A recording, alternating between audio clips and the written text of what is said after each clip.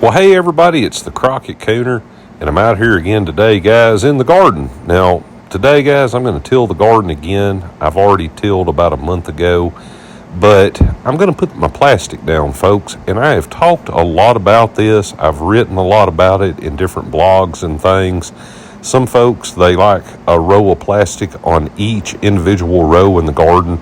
I myself cover the entire garden with the plastic. You can see it there behind me by my seed box, but I kind of wanted to make a video today and show everyone exactly how I do this. Now, guys, when I talk about tilling, and actually my garden's not quite that big. If you see the chestnut trees there, originally it went from about the chestnut tree there behind me all the way to the fire pit. I know you guys can't see it, but you've seen it on the fireside chats.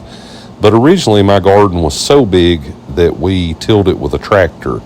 But now that I till it by hand, guys, one thing that I personally like I said, I tilled about a month ago. I've let it sit. I already have the onions and carrots there beside me at the very edge of the garden.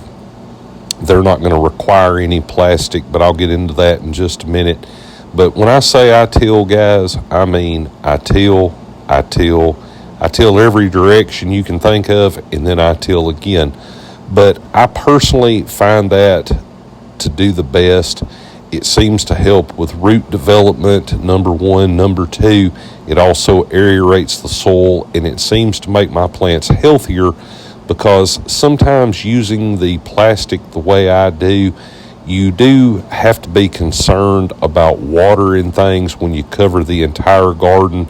It can either run to one area, or it's possible that it can in fact not get enough water around each individual plant. But I also have a irrigation system that I use, but I may make some videos on that later this summer. All right, so I've got my plastic out, everybody, and I wanted to tell everybody that is new to using plastic in the garden. Now, you can buy new plastic each year, guys. I've actually had this sheet, though, for about 7 or 8 years. I believe one of my drone guys gave it to me. But I want to mention, if you're going to cover the whole garden like I did, it may be difficult to tell there on film, guys, but that particular piece of plastic, I'm going to call it a good 70 pounds. And you really need somebody to help you do this, or if you have like back problems or something like that, you definitely need some extra hands to help you spread it around. It sometimes can be hard to manage. Occasionally, like a bed sheet, I get a little gust of air once it's spread out a little more, and it helps. But each year, I just get the plant debris off of it. You can tell it's dirty there, but it doesn't really matter as far as the plants go. I just get the debris off of it, fold it up. It actually sits out in the yard. I don't really store it anywhere, but each year it works really well for a weed barrier. And in my opinion, that really helps in the heat of summer, you know, when all you have to do is just clean out around each individual plant. And also, you know, you don't have to completely hoe the garden every week. Well, there we go. I got it spread out, everybody. Kind of give you an idea of what you're looking at here. You can see I've already measured in years past for the different holes for my plants. And to cut them like that, when I first got the plastic, I had bought, I believe it was some tomatoes, guys. And I just used one of the containers, flipped it upside down, took a box cutter, cut all of my holes. All right, now it's time for me to get the plastic down good and tight to the ground. Here's how I do it. I don't get it completely flat, guys, but I get it as close as I can. I just pull it like a giant bed sheet. But if you notice there at the bottom of the screen, I've already got the dirt on it. Now, what I did was years ago when I got the plastic, I measured off my garden, and before I cut my holes in my plastic, guys, what I did was I left enough space all the way around the outside perimeter of the plastic to make sure that I could take a good foot of it and roll it under itself. That way, once the garden is tilled, the dirt is really soft. You can just take a shovel, go back, put it over onto the plastic. There's really no way to mess this up.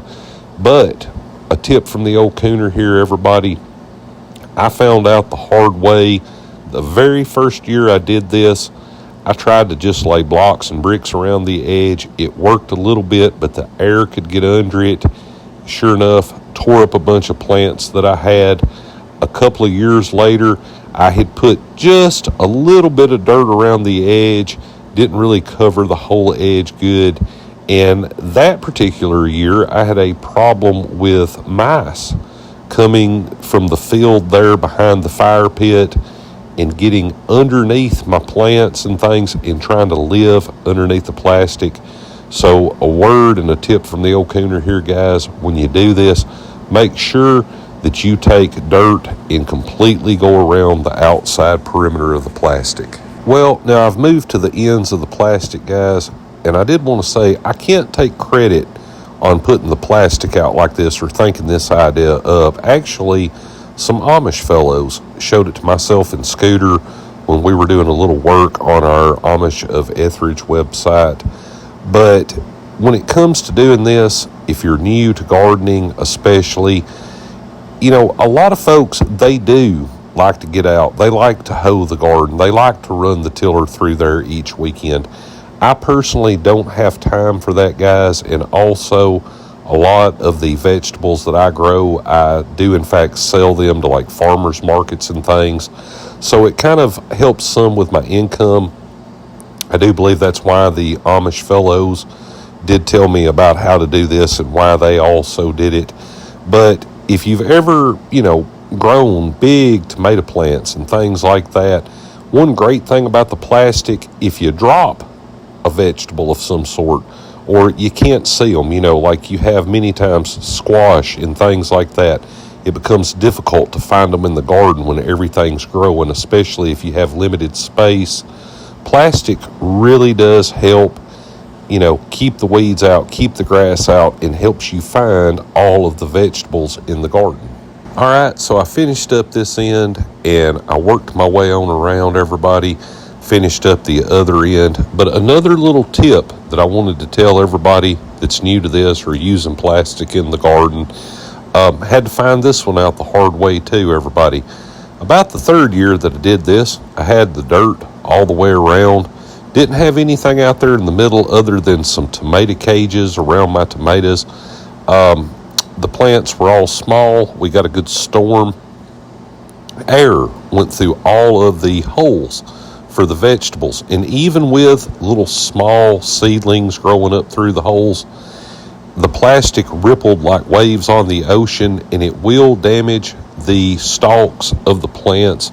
So the best bet is to find something heavy. I personally use bricks and old cinder blocks to help hold mine down. But like I said, bags of potting soil or buckets with more dirt in them, anything that you can space out through the middle to help hold the plastic down until the plants get fully grown and established. Well, that's it for today, everybody.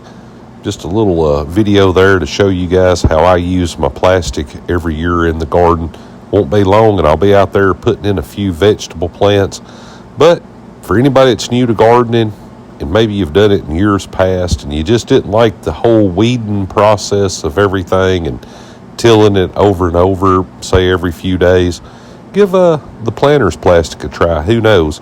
You might really like it. But anyways, I say it all the time, guys. Stay safe on the water, stay safe in the woods, and stay tuned here at the Crockett Coonhound Show.